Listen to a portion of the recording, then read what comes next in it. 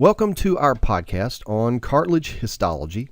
This is the portion where we're going to apply all the characteristics we learned in our lecture material to actually visual identification of the different types of cartilage. Now first we're starting with a low magnification view. This is going to be of our respiratory tract. And when you look at respiratory tract, I know we've talked about epithelium in the beginning, and so our epithelium is going to be lining this cavity. But we are going to be looking deeper. We're looking down in this darker tissue. This is going to be where we'll find our tracheal cartilages, also cartilaginous components of our bronchial or airway. And so this is going to be where we'll look at our first type of cartilage. And in this case, the rings that line the trachea are going to be comprised of hyaline cartilage. Again, this is the most common type of cartilage that we see. Now in this case, when you first look at this histological slide, my eye is drawn immediately to the contrasting colors. You can see these deeper areas of purple surrounding these cavities, and then you see the lighter areas in between. The other thing that I notice immediately are these groups of these cavities clustered together. Now this is what we've talked about being our isogenous groups, and this is characteristic of cartilage certainly. But when you see these groups and then you see quite a bit of space present in this area as well, there are just not enough cells here to be any other type of cartilage other than hyaline cartilage. Now we're going to take some closer looks at these different areas that you can see in the insets there in the middle and then there on the periphery. We're going to look at these a bit closer as we zoom in. Now here on the periphery, we are going to be examining what is our perichondrium. We have some muscle out here, and we'll get to that in another unit, but this is our perichondrium, and then we get into our cartilage proper. Now in this particular slide, I don't really agree with the way the author has labeled this, because you can see this fibroblastic looking connective tissue area streaming in this direction. And then all of a sudden you get to this area and you begin to see a little bit more spacing here with these nuclei before you get into the region you've got your cartilage. To me, this is going to be our outer fibrous perichondrium, probably until we get to about this zone. And you can see that we're starting to get that darker territorial type interterritorial matrix, and we can see lacuna at this point. So about in this location, I would say, is the division between the fibrous perichondrium and the inner cellular perichondrium that I would say extends from this point possibly out to this point before we get into our cartilage. I believe the author has this division in this location, so I would move it a little bit more into this area. Now as we look at once again, our isogenous groups, these are the lacuna within which the chondrocytes are living, and they have undergone cell division, so there are multiple cells within this lacuna. That's our groupings, again, our nested cells. And then this darker color surrounding these lacuna is our territorial matrix. The lighter colored material is our interterritorial matrix.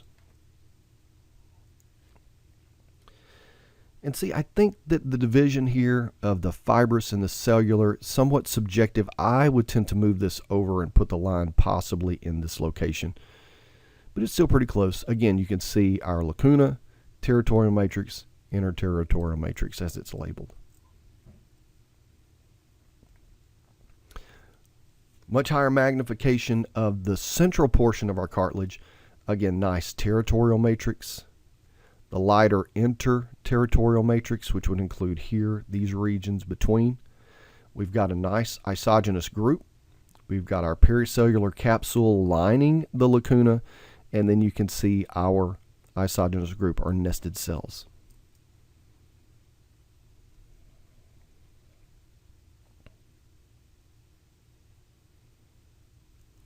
Now changing our location, now we're going to be looking at an area where we have bone, we have connective tissue, and we have our articular cartilage, which again is going to be hyaline cartilage.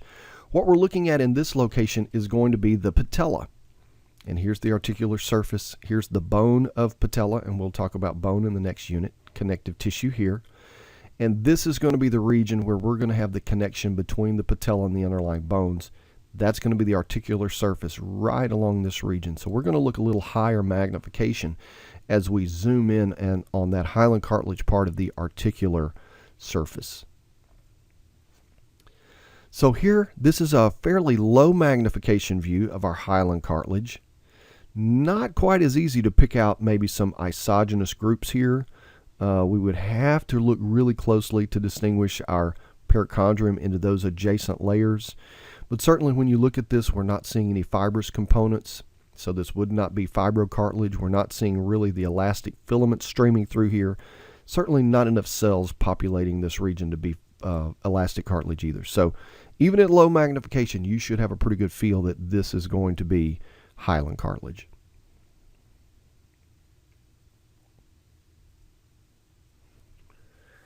Now, a very different look. This stain is staining for elastic fibers. And again, we're not seeing a lot of detail, but you can see all of the dark material in this location. We're actually looking at epiglottis. And the epiglottis is going to be an area where we have elastic cartilage. So at low magnification, we're not going to get a lot of information from this. So we're going to zoom in and look at our elastic cartilage a bit more closely. Once again, that dark staining elastic material is throughout our region of our cartilage, and we can see that material between all the cells. We can see the isogenous groups of this tissue, and you can just see the abundance of cells within this area. Once again, we have our perichondrium, outer fibrous, inner cellular, and we can see that on both sides actually in this image. But certainly very distinct differences between elastic cartilage and what we had been looking at with our hyaline cartilage.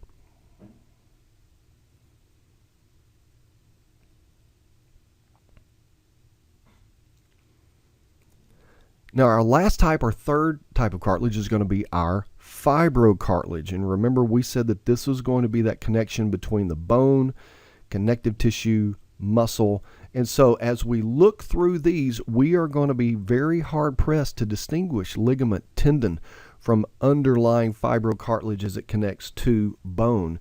And so this is a low magnification view. We're looking at this area where we have this transition or continuity. And we're going to go ahead and show you this. You see the tendon on the left, and that's going to transition into fibrocartilage as we move into a little bit of bone tissue. You're not going to look at a lot of bone here in this case. This definitely is going to be our spongy bone part of the patella. And again, we're not so worried about you identifying and knowing this is bone. We're just looking at this transition between tendon, fibrocartilage, because remember, these are going to be the lookalikes histologically. That's going to be the challenge to distinguish those two regions. So let's look at a closer view of these transition zones and look at the differences in the cells that we're looking at between tendon cells and our fibrocartilage cells. So in this image, as you look, I'm not going to point it out just yet, but I want to see if you can identify, based on what you know so far about connective tissue cells, can you see the boundary or the distinction between our tendon that's going to be comprised of fibroblasts and our fibrocartilage that's going to be comprised of our chondrocytes. Now remember, these develop from fibroblasts, so they're going to be in similar positions possibly, but their cell structure is going to be different. Can you find fibroblasts in this image and then find the chondrocytes? They're surrounded, looking for lacuna, those other characteristics like isogenous groups. So if you looked and said that tendinous material is going to be at, and I keep doing that, at the top with fibroblast, nice elongated nuclei, then you're absolutely correct. And as we move down, we're moving into our fibrocartilage. You can see the cells are more round. You can even imagine lacuna, those little white spheres or white halos around these cells. Some nice parallel isogenous groups of nuclei here. So this is our fibrocartilage, and this is our tendinous. And do you remember the classification of tendon? What kind of connective tissue?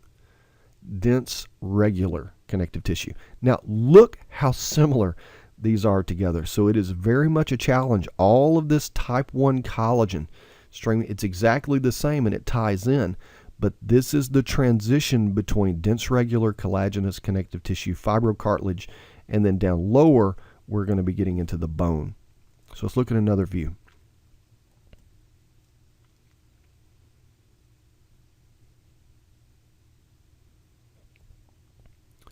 So here's another view of a similar place. Now we're looking at primarily the fibrocartilage, and we don't really see fibroblasts in this. I mean, you might say, well, here's something that looks like a fibroblast and maybe something that looks like a fibroblast, but that's so peripheral. I would never ask you anything here. But once again, we see our halos, our lacuna. We see some nesting of the nuclei. We see our collagen fibers streaming through. But here, and again, we don't know this yet, but now we're getting into bone. This is going to be the bone tissue that's tied into the collagen of our fibrocartilage. So this is a little bit lower. Bone into fibrocartilage, and we know up toward the top, we're going to have fibrocartilage melting and transitioning into tendon. So that's really how we're connecting bone to our tendinous tissue and tying that all together. Part of this cartilaginous, supportive, specialized connective tissue.